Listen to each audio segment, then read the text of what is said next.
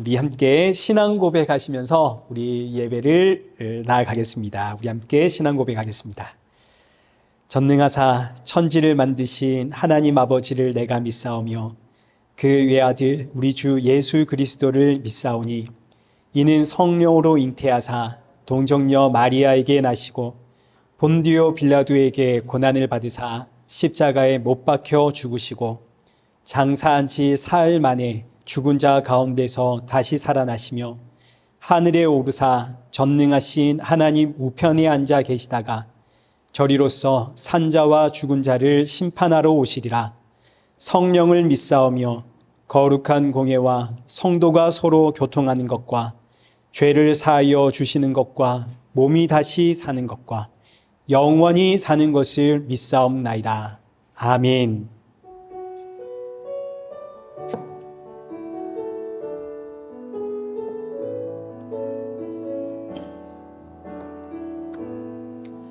하늘의 문을 여소서 이곳을 주목하소서 주를 향한 노래가 꺼지지 않으니 하늘을 열고 보소서 이곳에 임재하소서 주님을 기다립니다. 기도의 향기가 하늘에 닿으니 주여 임재하여 주소서 이곳에 오셔서 이곳에 앉으소서 이곳에서 드리는 예배를 받으소서 주님의 이름만이 오직 주의 이름만 이곳에 있습니다. 이곳에 오셔서 이곳에 앉으소서 이곳에서 드리는 예배를 받으소서 주님의 이름만이 오직 주의 이름만 이곳에 있습니다. 우리 이 시간 예배 앞에 서 있는 내 모습을 점검하면서 오늘 주시는 이 말씀이 지치고 상한 내 영혼의 담비와 같은 말씀이 되어지도록 나의 마음을 활짝 열어 주옵소서. 또 그리고 함께하는 우리 사랑하는 성도들에게도 새 힘과 위로와 안식의 예배가 되어지도록 이 시간 은혜 부어 주옵소서. 예배를 사모하는 마음으로 함께 기도의 자리로 나아가겠습니다. 기도하겠습니다.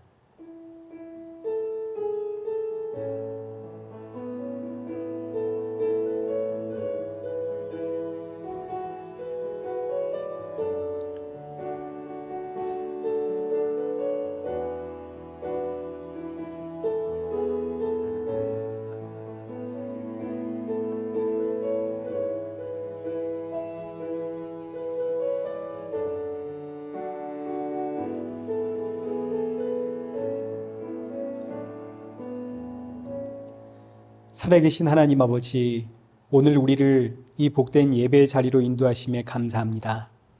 지치고 상한 심령들 이 자리에 모였사오니 오늘의 예배가 사랑하는 성도들에게 참 위로와 평안과 안식의 예배가 되어지도록 은혜 부어 주옵시고 주가 주시는 생명의 말씀 붙잡고 새롭게 시작하는 이 한 주를 살아가며 날이 가면 갈수록 우리 주 예수 그리스도의 십자가의 은혜와 사랑만이 더욱더 충만해지는 우리 성도들 되게 하여 주옵소서. 예수님의 이름으로 기도드리옵나이다. 아멘.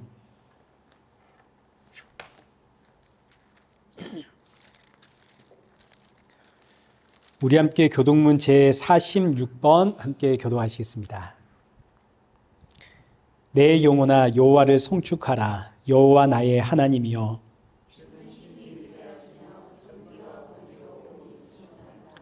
주께서 옷을 입은 같이 빛을 입으시며 하늘을 휘장같이 치시며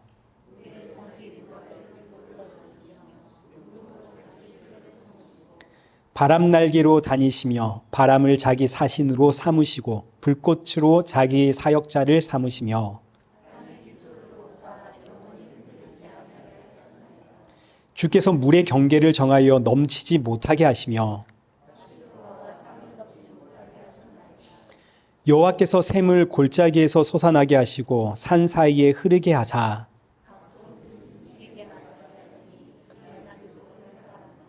공중의 새들도 그 가에서 깃들이며 그가 그의 누각에서부터 산에 물을 부어 주시니 주께서 하시는 일의 결실이 땅을 만족시켜 주는도다. 아멘. 찬송가 28장 함께 찬양하시겠습니다.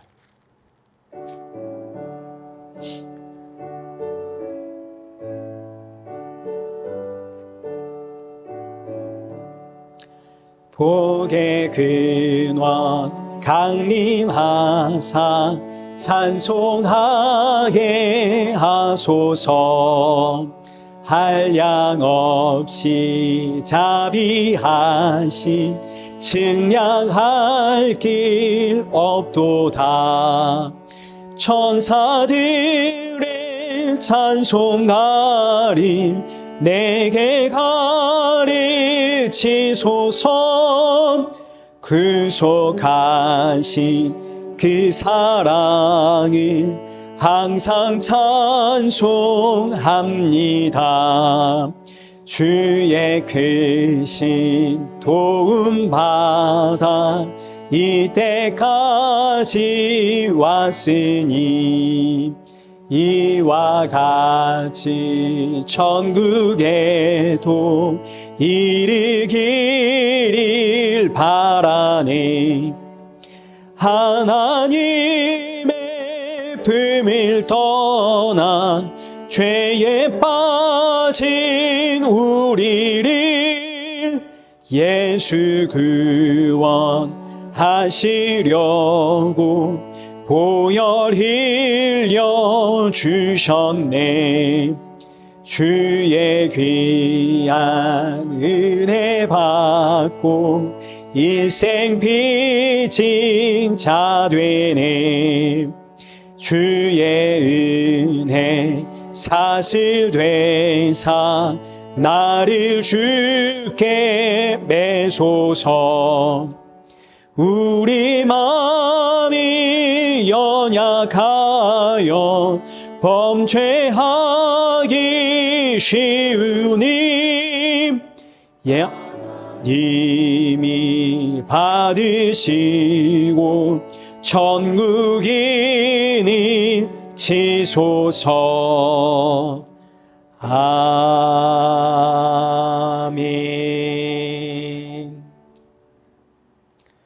우리 성경 봉독하겠습니다. 우리 오늘 보실 하나님의 말씀은 고린도후서 1장 12절부터 24절의 말씀입니다. 우리 한 절씩 교독하시겠습니다. 우리가 세상에서 특별히 너희에 대하여 하나님의 거룩함과 진실함으로 행하되 육체의 지혜로 하지 아니하고 하나님의 은혜로 행함은 우리 양심이 증거하는 바니 이것이 우리의 자랑이라.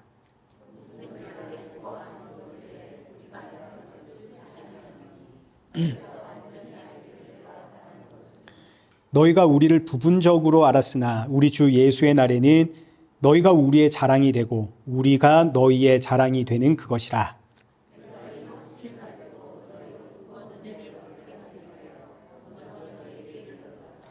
너희를 지나 마게도냐로 갔다가 다시 마게도냐에서 너희에게 가서 너희의 도움으로 유대로 가기를 계획하였으니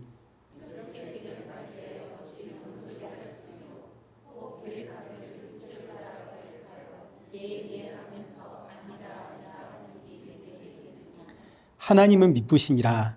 우리가 너희에게 한 말은 예하고 아니라 함이 없노라.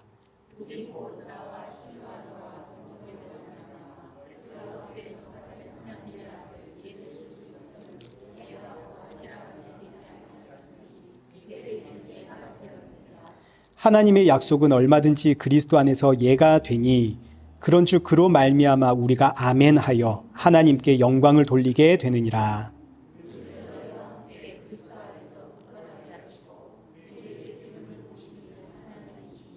그가 또한 우리에게 인치시고 보증으로 우리 마음에 성령을 주셨느니라.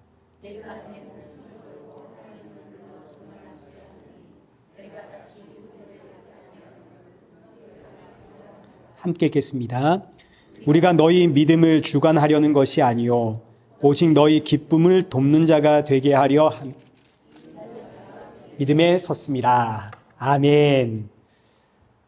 네, 우리 교회 소식 알려드리겠습니다. 오늘 나오신 모든 분들 축복하고 환영합니다. 잘 오셨습니다. 이제 지난주에 제가 말씀드린 것처럼 우리 저희 교회 렌트비에 대한 이야기입니다.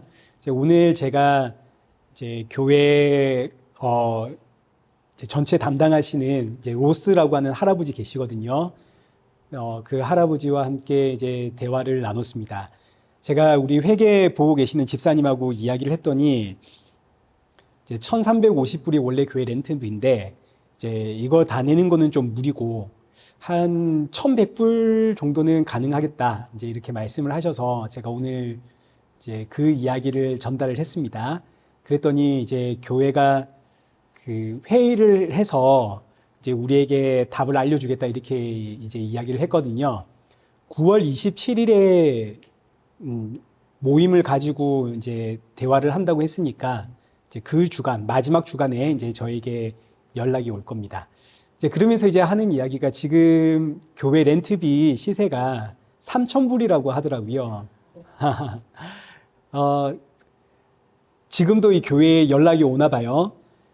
그 한국 교회가 얼마 전에 이제 3,000불 주겠다 이제 그런 이야기를 이제 저에게 하셔서 살짝 제가 마음에 부담이 있었습니다. 네. 그리고 이제 저희에게 이제 교회 성도들에게 이제 그 렌트비를 위한 모금을 해라 이제 저한테 그런 이야기를 하는데 이제 그거는 이제 그분이 하실 이야기가 아닌데 그죠? 이제 여러분들이 최선을 다해 지금 하고 있는 중이니까요. 근데 또 저희 교회가 여기만 있는 게 아니라 또 한국에서 또 구독해서 보시는 분들 계십니다. 또 그분들이 조금 도와주시면 안 될까 이렇게 또 제가 이 영상으로 또 한번 푸시도 한번 해보고요. 아무튼 저희 교회가 이런 상황이라는 거 여러분 아시고 이제 기도를 해주시면 되겠습니다. 이제 좋은 결과가 있을 것 같습니다. 여기 지금 옆에 이 교회가 어린이집 렌트를 하고 있거든요. 여기 프렌치 어린이집인데 이제 저에게 이런 이야기를 하셨어요. 여기 어린이집 렌트를 하고 있기 때문에 저희가 이제 900불에 이렇게 해줄 수 있었다. 뭐 그런 이야기를 또 했고 또 가능한 한 저희 교회를 돕겠다라는 이야기도 했기 때문에 이제 좋은 결과를 한번 기대를 하며 기도를 하십시다. 특별한 광고는 없습니다. 우리 벌써 9월입니다. 행복한 9월 되셨으면 좋겠습니다. 우리 헌금 봉헌하겠습니다. 우리 한혜주 권사님 헌금 봉헌 부탁드리겠습니다.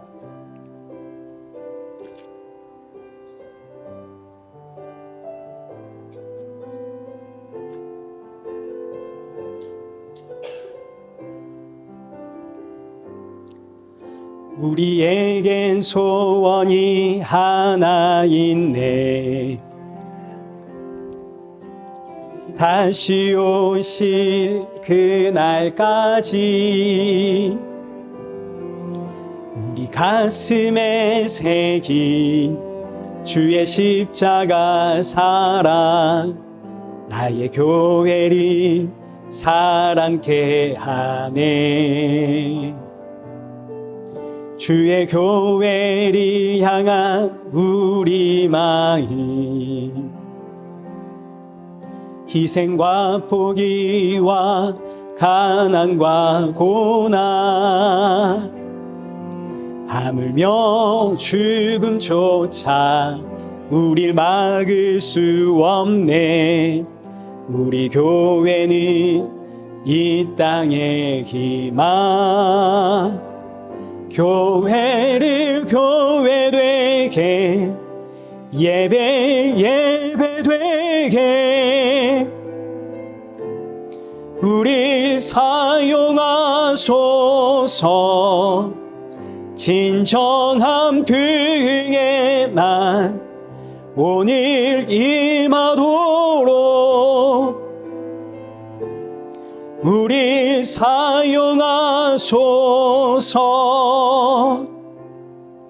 기도하겠습니다. 참 좋으신 하나님, 우리를 예배 자리로 인도하심에 감사드립니다.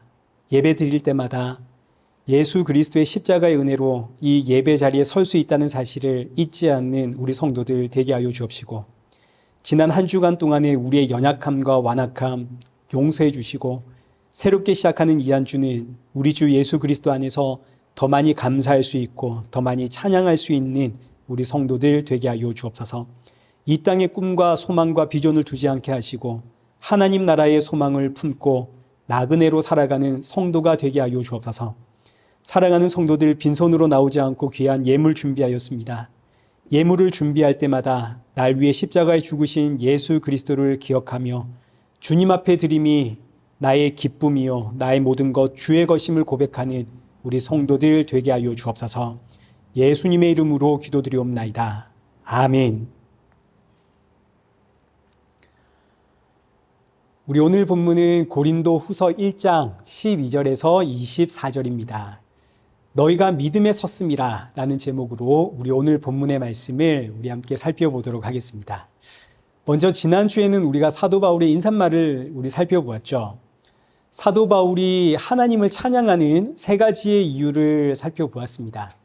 사도 바울이 하나님을 찬양했던 첫 번째 이유는 하나님은 자비의 아버지시고 위로의 하나님이시기 때문입니다. 이 말씀은 하나님께서 예수님을 통해서 우리를 구원하셨기 때문에 나는 하나님을 찬양할 수밖에 없다, 이런 뜻이었죠.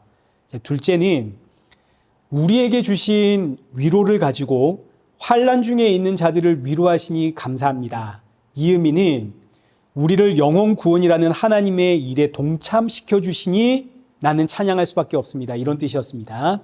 마지막 세 번째는 환난과 고난을 통해서 죽은 자를 살리시는 하나님, 우리 주 예수 그리스도를 바라보게 하시니 감사합니다. 동시에 환난과 고난은 내가 하나님의 자녀라는 확실한 증거가 되기 때문에 환난과 고난이 있을 때마다 나는 하나님을 찬양할 수밖에 없습니다. 자, 이 세 가지의 찬양의 내용이었습니다. 그러면서 마지막 결론은 그렇기에 모든 상황과 환경 가운데 나를 살리신 예수님 바라볼 수 있도록 여러분 기도하십시오. 사도 바울의 권면의 메시지였죠. 교회 안에서 일어나고 있는 크고 작은 문제는 결국 너와 나를 살리신 예수님 보이지 않기 때문에 생겨나는 일들입니다. 예수님이 보이면, 내가 예수님 앞에 서 있다는 사실을 우리가 안다면 누가 잘났냐, 누가 못났냐, 우리 그런 이야기는 할 수 없겠죠. 누가 더 영적이냐, 누가 더 은사 많이 받았냐, 그런 이야기 할 수가 없습니다. 우린 모두 다 하나님 앞에서 죄인이기 때문이죠. 그리고 나서 이제 오늘 본문이 시작을 하는데, 오늘 본문부터가 이제 고린도 후서의 본론입니다. 사도 바울이 첫 시작하는 내용은 사도 바울의 사도직을 공격하는 사람들의 주장에 대해서 이제 사도 바울이 그 내용들을 조목조목 반박하면서 하나님의 말씀을 가르치는 겁니다. 사도 바울의 사도직을 공격하던 사람들의 이제 주장 가운데 하나가 사도 바울은 약속을 지키지 않는 사람이다입니다. 이제 이게 오늘 우리가 살펴볼 내용입니다. 사도 바울은 약속을 지키지 않는다. 사도 바울은 자기 말을 번복하는 사람이다. 그러니 우리가 그의 말을 어떻게 신뢰할 수 있겠는가? 사회적으로 인지도가 있는 사람들, 연예인이나 정치인이나 기업인들, 우리가 공인이라고 부르지 않습니까? 공인은 언제나 말조심을 해야 됩니다. 과거에 했던 발언으로 인해서 현재 내 발목이 붙잡혀가지고 곤혹을 치르고 있는 그런 연예인이나 기업인이나 정치인들 우리가 종종 보지 않습니까? 목사님들도 마찬가지입니다. 목사도 공인 아닙니까? 저는 실제로 어느 목사님이 나는 60세에 조기 은퇴하겠다. 공식적인 자리가 아니라 비공식적인 자리에서 본인과 친한 지인들하고 나누었던 농담처럼 던진 말인데, 이 목사님이 60세가 되었을 때에 왜 은퇴 안 하느냐고 지인들이 공격을 하면서 여론을 형성해서 강제로 은퇴를 하게 되었다, 이런 이야기를 제가 들은 적이 있습니다. 제가 그 이야기 듣고 너무 놀래가지고 그때부터 저는 누군가가 은퇴 이야기만 하면 저는 은퇴할 생각이 없습니다. 힘과 건강이 받쳐주는 한 저는 은퇴 안 합니다. 젊은 집사님들과 식사할 때도 제가 이런 이야기를 두세 번 했습니다. 나는 은퇴하지 않는다. 제가 그런 이야기를 했더니 어느 목사님이 저에게, 목사님, 나이가 들면 교회가 싫어합니다. 교회를 위해서라도 은퇴해야 됩니다. 물론 교회가 원하지 않는다면 이제 그때는 은퇴를 해야겠죠.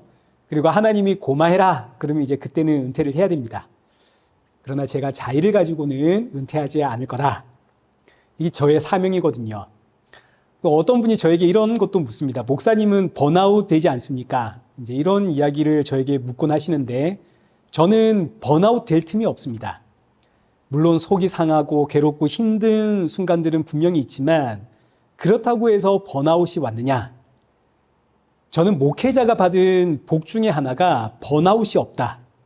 여러분들과 다르게 목회자는 일주일 내내 말씀과 씨름하면서 하나님의 말씀 정리하지 않습니까? 번아웃이 올 틈이 없죠. 목회자가 받은 복입니다. 자, 그런데 오늘 본문은 지금 사도 바울을 공격하는 사람들의 주장이, 저 사도 바울은 말을 번복하는 사람이다.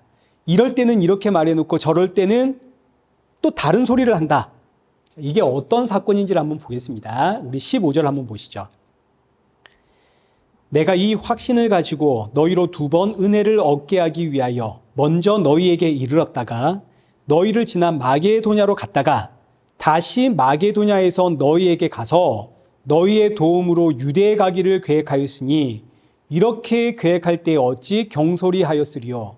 자, 지금 이게 좀 말씀이 복잡한데 이게 어떤 이야기냐면, 지금 먼저 첫 번째 사도 바울의 계획은 여기 있는 것처럼 고린도 교회를 갔다가 그 다음에 마게도냐를 가는 거였습니다. 자, 여기까지가 첫 번째 계획입니다. 그런데 이 계획을 취소했습니다. 이 계획을 취소를 하고 먼저 마게도냐를 갔다가 그 다음에 돌아오는 길에 고린도 교회를 방문해서 너희들과 함께 있겠다. 지금 이렇게 계획을 바꾼 겁니다. 지금 여기서는 마치 너희를 지나 마게도냐 갔다가 마게도냐에서 내려오는 길에 또 너희에게 가겠다, 이렇게 2번에 걸쳐서 마게도냐 방문하는 것처럼 이야기하고 있는데, 이게 그런 이야기가 아니라 첫 번째, 두 번째 나뉘어져 있는 겁니다. 자, 이와 똑같은 이야기를 고린도전서 16장 5절에서 했습니다. 여기 고린도전서 16장 5절 한번 보십시오. 내가 마게도냐를 지날 터이니 마게도냐를 지난 이후에 너희에게 가서 혹 너희와 함께 머물며 겨울을 지낼 듯도 하니 이는 너희가 나를 내가 갈 곳으로 보내어 주게 하려 함이라.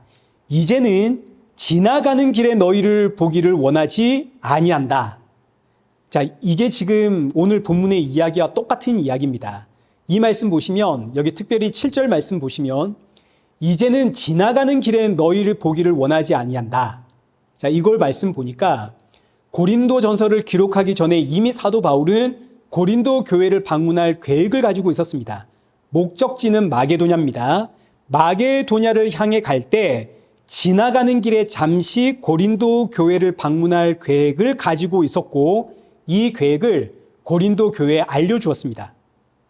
근데 시간이 좀 지나고 고린도 교회를 방문할 때가 됐는데, 어느 날 고린도 교회에서 이런저런 문제로 인해 시끄럽다라는 소문을 듣게 되었습니다.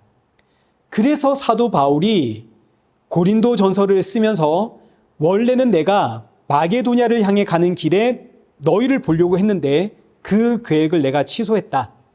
내가 먼저 마게도냐를 가고 그 다음 돌아오는 길에 너희에게 가서 너희와 함께 겨울을 지내겠다.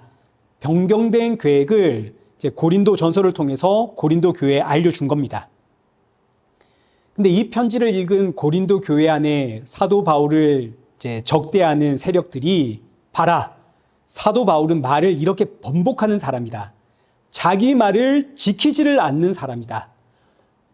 말을 너무 쉽게 내뱉은 사람이다. 이런 사람의 말을 우리가 어떻게 신뢰할 수 있는가? 여론을 형성을 해서 사도 바울을 비난하기 시작했습니다.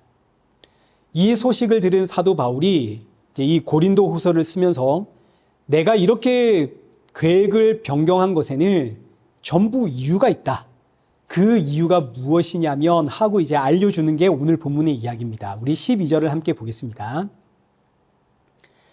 우리가 세상에서 특별히 너희에게 대하여 하나님의 거룩함과 진실함으로 행하되 육체의 지혜로 하지 아니하고 하나님의 은혜로 행함은 우리 양심이 증언하는 바니 이것이 우리의 자랑이라.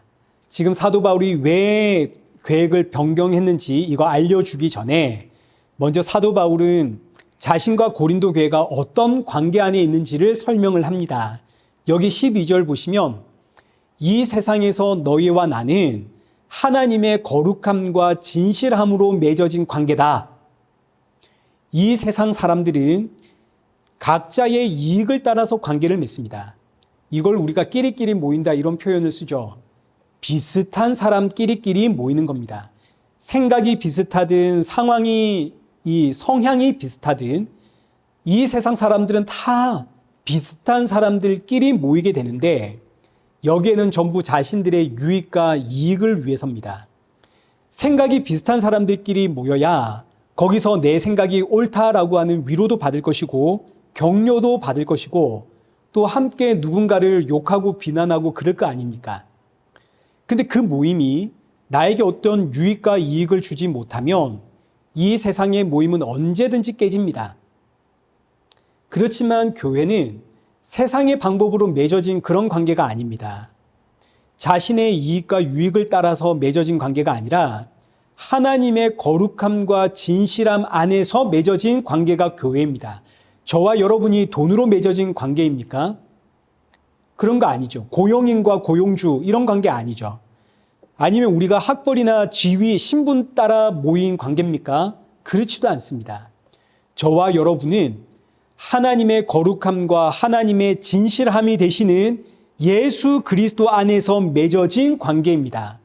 그래서 교회 머리를 예수 그리스도, 우리는 예수님의 한 몸 이렇게 표현을 하는 거죠. 사도 바울이 고린도 교회를 향해 우리가 세상의 이익관계를 따라 맺어진 집단이냐, 사회적 신분을 따라 맺어진 집단이냐, 그렇지 않지 않느냐. 우리는 예수 그리스도 안에서 맺어진 한 몸이다. 나도 예수님의 몸이고 너희도 예수님의 몸이라면 내가 계획을 변경한 것도 우리의 머리가 되시는 그 예수님의 뜻을 따라 변경한 것 아니겠느냐. 이게 어찌 나의 사사로운 이익, 욕심을 위해서 변경한 것이겠느냐. 이런 이야기입니다. 마찬가지 여기 12절 하반절 말씀 보시면 우리와 너희의 관계는 육체의 지혜로 된 것이 아니라 하나님의 은혜로 된 것이다. 육체의 지혜로 되었다 이 의미는 세상의 조건을 따라 맺어진 관계다 이런 뜻입니다. 그러나 우리는 학벌을 따라 맺어진 것도 아니고 사회적 지위를 따라서 맺어진 것도 아니라 오직 하나님의 은혜로 자유인과 노예가 유대인과 이방인이 하나님의 은혜로 예수님 안에서 맺어진 관계입니다. 그리고 이것을 증언하는 건 우리의 양심입니다. 여기서 양심이라고 하는 단어는 원래의 의미가 누군가와 함께 본다 이런 뜻입니다. 내가 지금 나쁜 짓 하려고 하는데 누군가가 지금 보고 있다면 나쁜 짓 못하겠죠.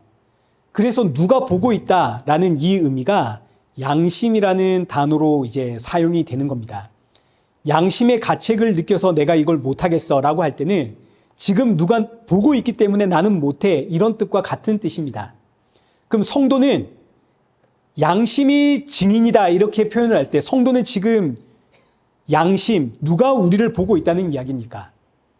하나님이 지금 우리를 보고 있다는 이야기죠. 하나님이 저 멀리 하늘에서 나를 보고 있는 게 아니라 내 마음에서 나를 보고 있습니다. 그래서 양심은 하나님이 계시는 자리고 성령님이 내주하시는 자리입니다. 그러니 양심이 증거하고 있다 이 의미는 우리의 관계는 하나님의 거룩함과 진실함이 되시는 그 예수님 안에서 육체의 어떤 조건을 따라 맺어진 것이 아니라 오직 하나님의 은혜로 맺어진 것인데 이것을 우리 양심에 자리 잡고 계시는 성령님이 증거한다. 이렇게 이야기를 하는 겁니다. 그리고 마지막 12절 하반절이 그리고 이것이 우리의 자랑이다.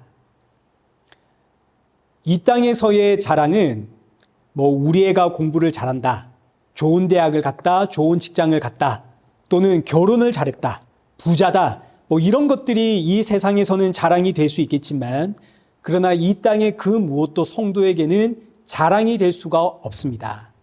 성도의 자랑은 오직 하나, 너와 내가 예수 그리스도 안에서 예수님을 머리로 둔 한 몸이 되었다. 이게 바로 성도의 자랑입니다. 여러분이 우리 안에서 자랑할 때 우리 애가 어떻고, 이번에 내가 사업을 했는데 어떻고, 이런 것들이 우리에게 자랑이 되고 이야기거리가 되고 그래서는 안 되는 겁니다. 저와 여러분의 자랑은 이 세상의 조건이 아닙니다. 내 가정이 예수님 안에서 한 몸이 되었다. 이게 저와 여러분의 자랑이 되어야 되고, 저와 여러분이 예수님 안에서 한 몸이 되었다. 이게 우리의 자랑이 되어야 되는 겁니다. 13절 보겠습니다. 오직 너희가 읽고 아는 것 외에 우리가 다른 것을 쓰지 아니하노니. 자, 여기서 너희가 읽은 것이란 사도 바울이 기록한 고린도 전서입니다. 고린도 전서의 핵심은 2장 2절입니다. 내가 너희 중에서 예수 그리스도와 그가 십자가에 못 박히신 것 외에는 아무것도 알지 아니하기로 작정하였노라. 오직 예수님과 십자가, 이것이 고린도 전서, 고린도 교회가 읽은 내용입니다.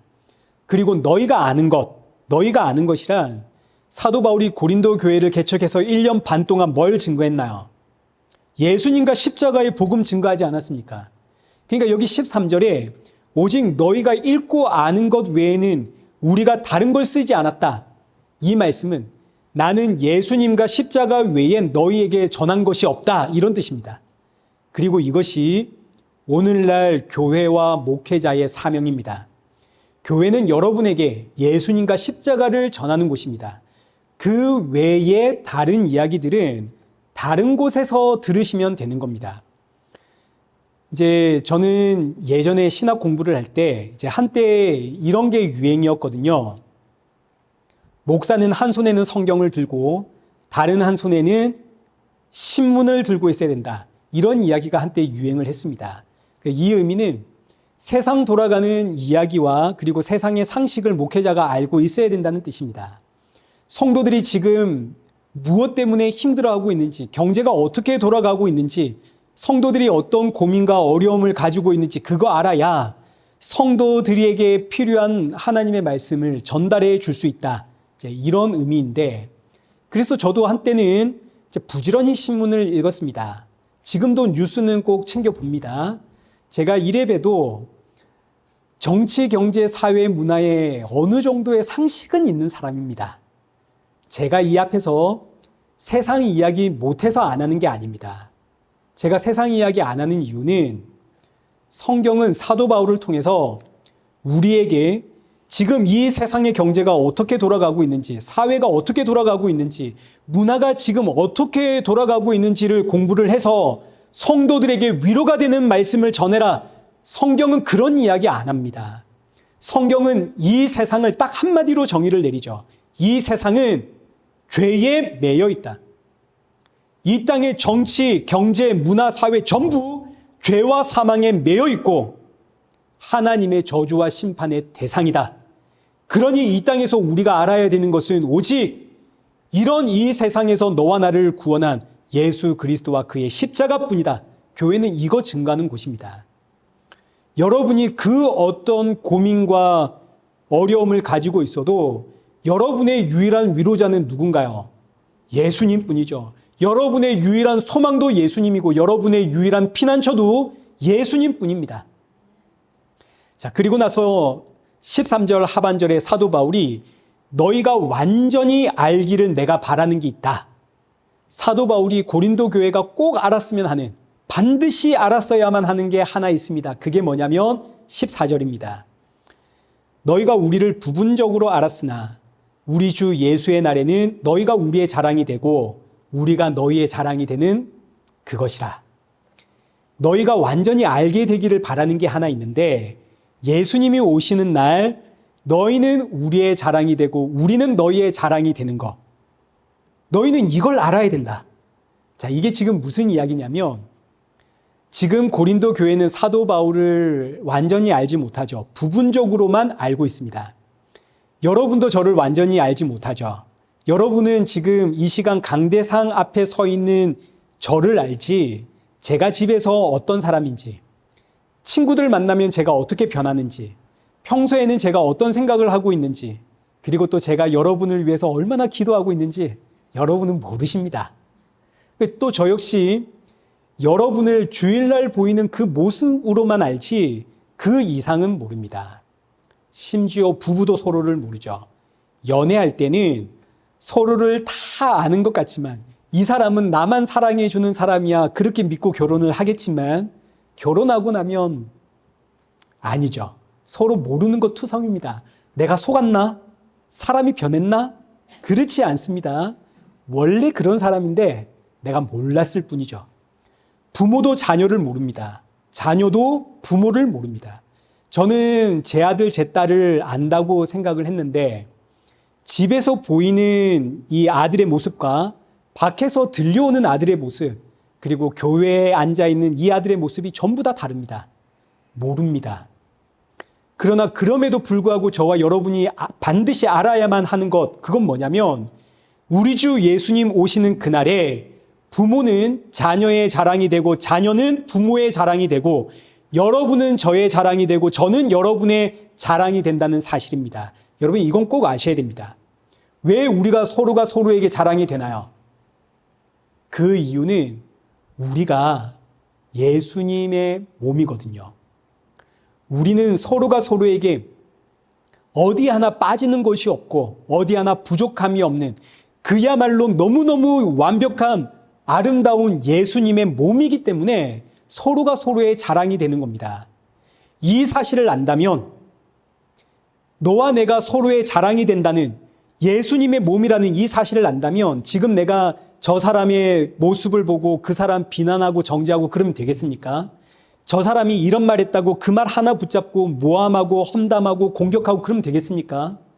예수님 오시는 날 그 사람이 나의 자랑이 되고 내가 그 사람의 자랑이 될 것인데 내가 지금 어떤 은사 받았다고 잘난 척하고 그거 꼴 보기 싫어서 뒤에서 흉보고 이러면 되겠습니까?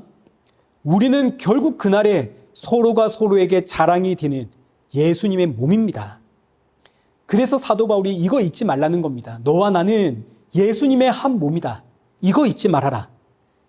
자, 그래서 사도 바울이 이제 15절부터 17절까지 내가 너희에게 가기로 계획을 했지만 이 계획을 변경했다.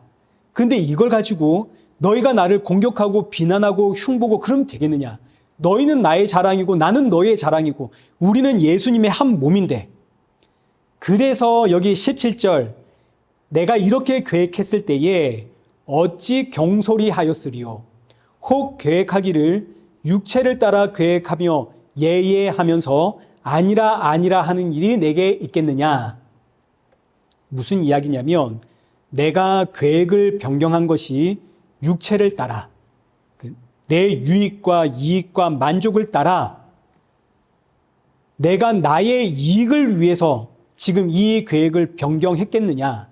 세상 사람들처럼 앞에서는 예 하고 뒤에서는 난 아니야 안 할 거야 그랬겠느냐? 지금 이 이야기를 하는 겁니다. 그런데 이어지는 18절을 한번 보십시오. 여기 18절 말씀을 보시면 좀 부자연스럽습니다. 갑자기 하나님은 미쁘시니 지금 앞의 글과 흐름이 완전히 끊어졌습니다. 느닷없이 하나님은 미쁘시다 그럽니다. 여기 미쁘다라는 이 단어는 신실하다, 변함이 없다, 변동이 없다 이런 뜻이거든요.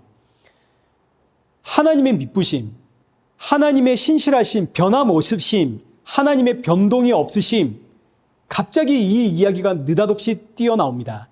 나는 세상 사람들처럼 앞에서는 예예하고 뒤에서는 아니라 하는 그런 사람 아니다. 그래 놓고 하나님은 미쁘시다. 17절과 18절은 연결이 안 됩니다. 그럼 여기 17절과 18절 사이에 숨겨져 있는 맥락을 우리가 이제 알아야 되는 거죠. 지금 이 행간 사이에 어떤 의미가 생략되어 있는 겁니다. 먼저 여기 17절에서는 내가 어찌 계획하기를 육체를 따라 예예하면서 아니라 아니라 하겠느냐? 난 그런 사람 아니다. 그리고 그 다음에 이어지는 숨겨진 의미는 뭐냐면, 그러나 물론 나 역시 연약한 인생이기 때문에 때로는 육체를 따라 예예하면서 아니라 아니라 할 수 있는 그런 인생이다. 틀림없다. 왜냐하면 나는 죄인이다. 그래서 나는 얼마든지 계획을 변경할 수 있다. 그러나 18절, 하나님은 미쁘시다. 나는 혹 내 유익을 따라 계획을 변경할 수 있어도 하나님은 미쁘시다. 하나님의 뜻은, 하나님의 계획은, 하나님의 일하심은 변동이 없다. 하나님에 대한 이야기를 하면서 자연스럽게 하나님의 미쁘심에 대한 설명으로 이제 내용이 이어집니다. 이게 어떤 의미인지를 한번 생각해 보십시오. 19절로 넘어가겠습니다. 우리 곧 나와 실루아노와 디모데로 말미암아 너희 가운데 전파된 하나님의 아들 예수 그리스도는 예하고 아니라 함이 되지 아니하셨으니 그에게는 예만 되었느니라. 이 말씀의 의미는 하나님의 모든 말씀은 예수 그리스도 안에서 전부 이루어졌다, 이런 뜻입니다. 그러면 예수님은 하나님의 어떤 말씀을 이루었는가? 여기 요한복음 6장 38절. 내가 하늘에서 내려온 것은 내 뜻을 행함이 아니요 나를 보내신 이의 뜻을 행하려 함이라. 예수님은 자신의 뜻을 이루려고 오신 분이 아니라 아버지의 뜻, 하나님의 뜻을 이루러 오신 분입니다. 그리고 그 뜻을 전부 다 이루셨습니다. 그럼 예수님이 이루신 그 하나님의 뜻은 무엇인가? 39절. 나를 보내신 이의 뜻은 내게 주신 자 중에 내가 하나도 잃어버리지 아니하고 마지막 날에 다시 살리는 이것이니라.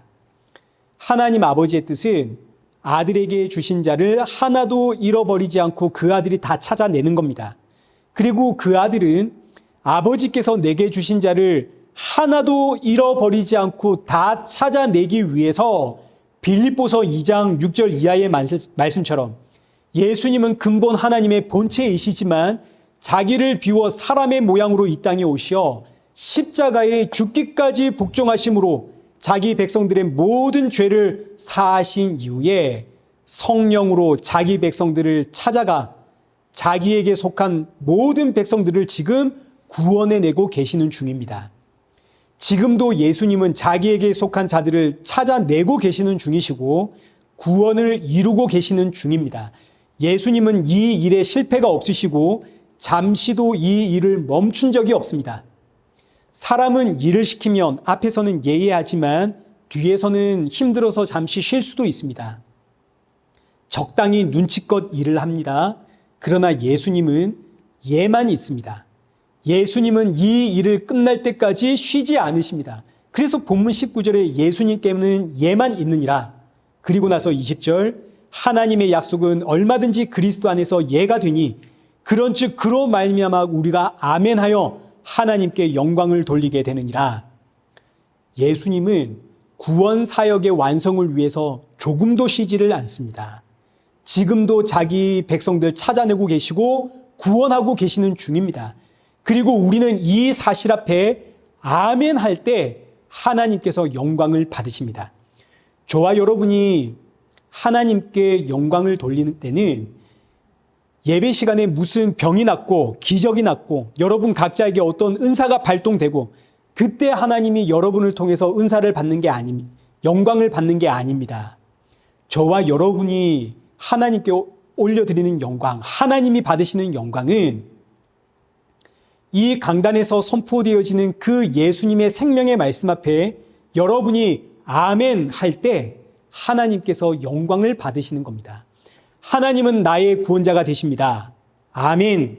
하나님이 나의 피난처가 되십니다. 아멘. 하나님이 나의 위로자 되십니다. 아멘.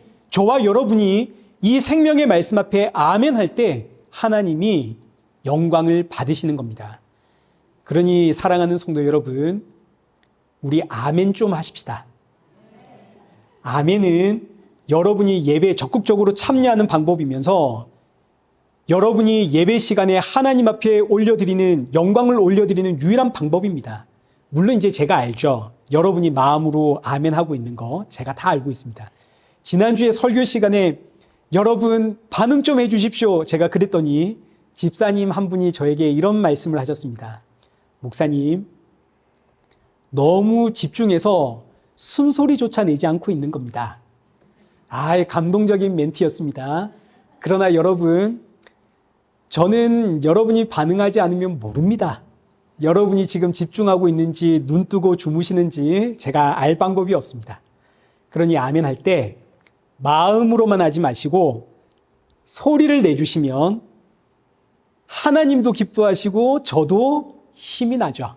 여러분이 알고 이해를 하고 있구나. 아멘.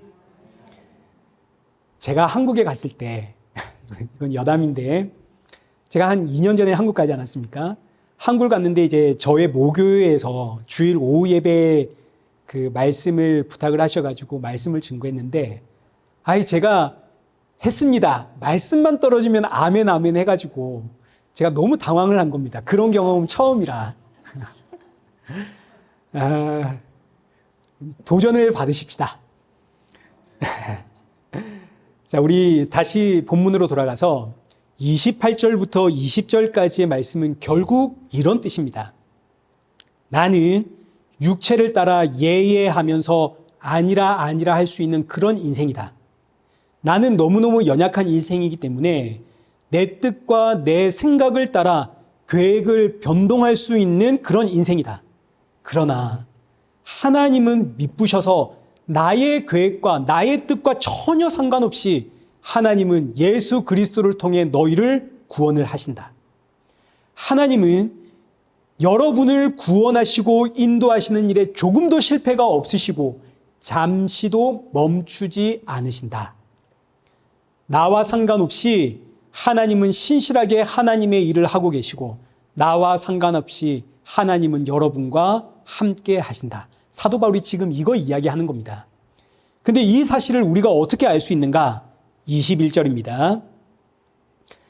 우리를 너희와 함께 그리스도 안에서 굳건하게 하시고 우리에게 기름을 부으신 이는 하나님이시니 그가 또한 우리에게 인치시고 보증으로 우리 마음에 성령을 주셨느니라.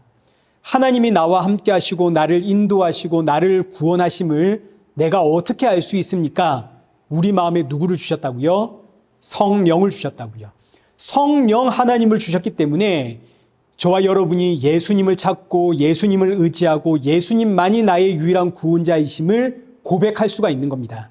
그러면 또 내가 성령이 임했다는 사실을 어떻게 압니까? 우리 지난주에 배웠죠. 나에게 고난이 있다는 사실을 통해서 내게 성령님이 임했다는 사실을 알게 됩니다.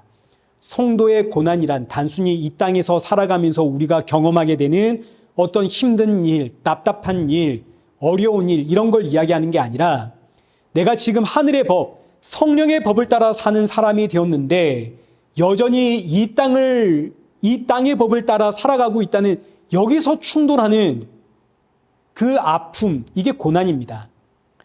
동시에 고난을 통해서 지금 너는 나를 사랑한다 고백하고 있지만 지금 사실 너는 무엇을 사랑하고 있는지를 보아라.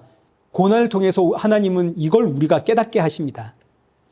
그래서 성도는 고난을 통해서 나는 이렇게 세상 사랑하고 있는데 예수님은 이런 나에게 오래 참으심으로 나를 향한 구원을 이루어 가시는구나.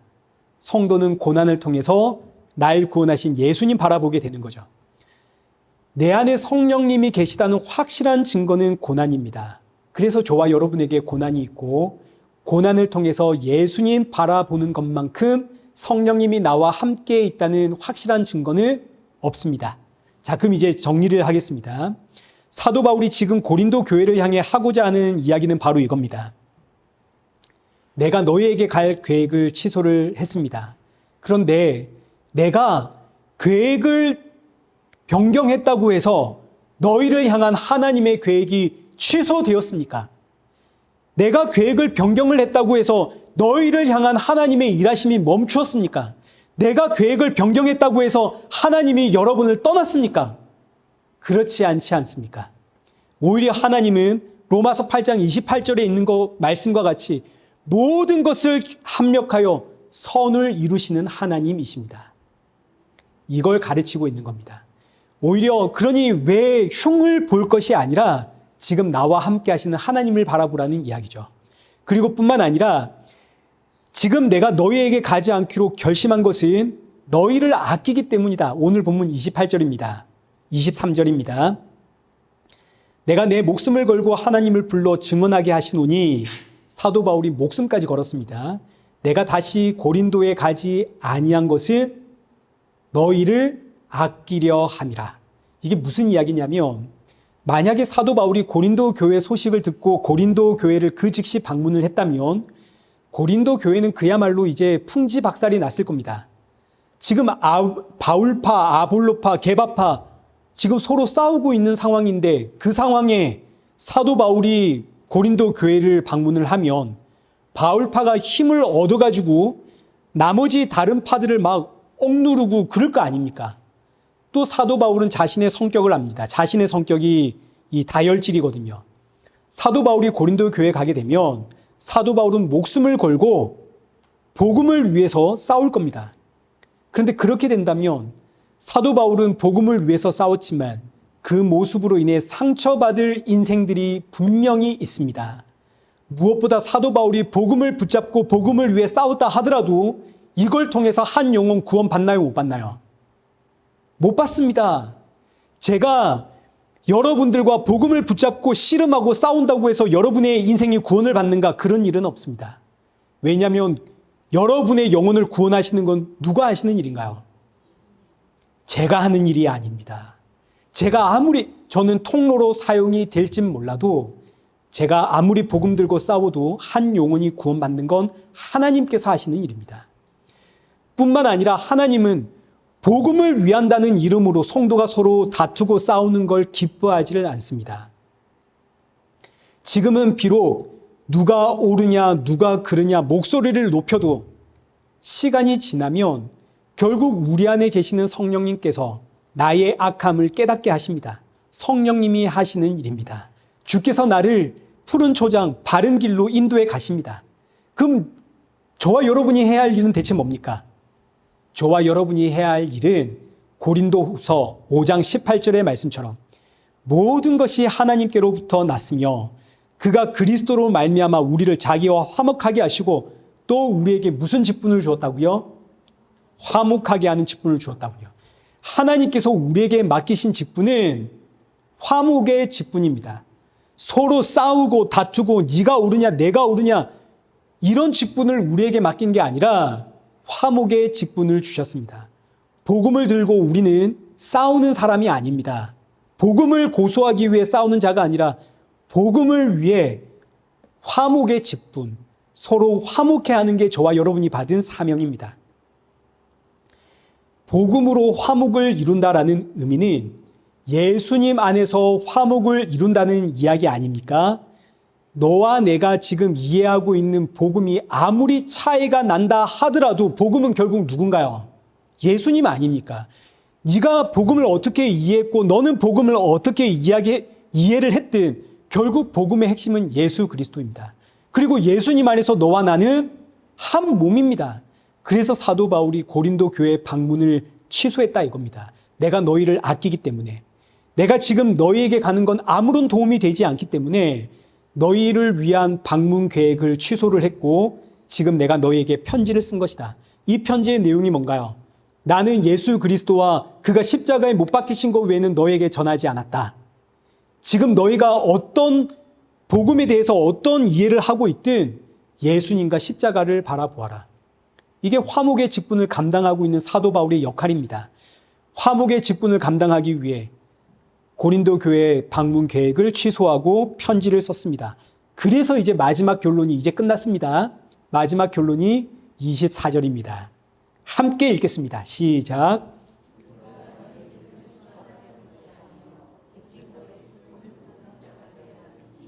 이는 너희가 믿음에 섰음이라. 아멘.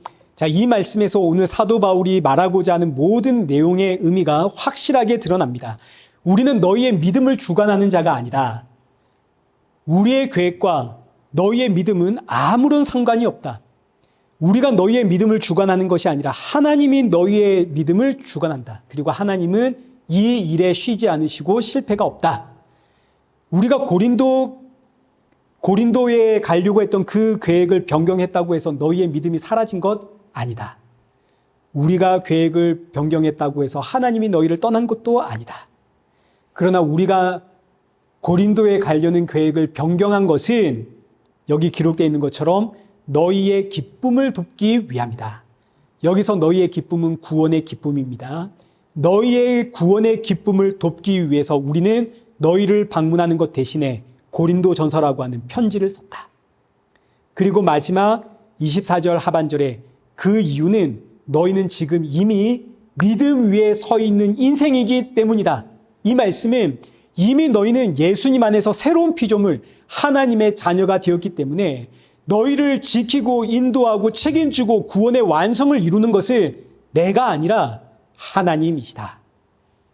그렇기에 우리는 너희의 믿음을 주관하는 자가 아니라 그저 너희의 기쁨을 돕기 위해 예수 그리스도를 전하는 자다. 자, 이 말씀이 오늘 저와 여러분이 가져야 하는 성도의 마음가짐입니다. 저는 여러분의 믿음을 주관하는 자가 아니죠. 그저 여러분의 기쁨을 돕는 자입니다. 마찬가지 여러분도 누군가의 믿음을 주관하는 사람이 아니라 누군가의 기쁨을 돕는 사람들입니다. 그럼 저와 여러분이 누군가의 기쁨을 돕기 위해 우리는 뭘 전해야 되겠습니까? 예수님 전해야 되겠죠. 그래서 성경이 우리를 향해 예수님의 증인이라고 하는 겁니다. 사랑하는 성도 여러분, 이 한 주도 내 가정과 내 일터와 내 이웃들에게 예수님이 주시는 그 기쁨, 그 참된 기쁨과 위로와 평안과 안식을 담대히 증거하는 저와 여러분 되시기를 축원합니다. 살아계신 하나님 아버지, 우리를 주 안에서 한 몸으로 불러주시니 감사합니다.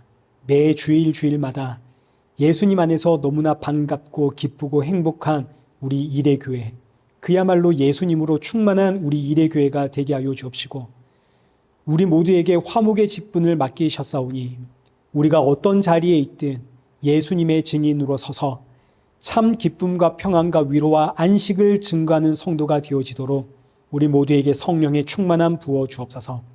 이 한 주도 우리 개개인들에게 예상치 못하는 고난이 있을 줄 압니다. 고난이 찾아올 때마다 내가 하나님의 자녀에게 찾아오는 고난임을 알고 고난 중에 더욱 감사와 찬양을 올려드리는 우리 모든 성도가 되게 하여 주옵소서. 예수님의 이름으로 기도드리옵나이다. 아멘. 이제는 우리 주 예수 그리스도의 은혜와 성부 하나님의 크신 사랑과 성령 하나님의 위로교통 충만하심이 날이 갈수록 하나님의 사랑의 깊이와 넓이를 깨달아가며 예수님의 증인으로 기쁨을 나누며 주님 만날 그날 사모하며 살아가는 우리 일회교회와 성도들과 온 세계교회 머리머리 위에 이제로부터 영원토록 함께 있을지어다. 아멘.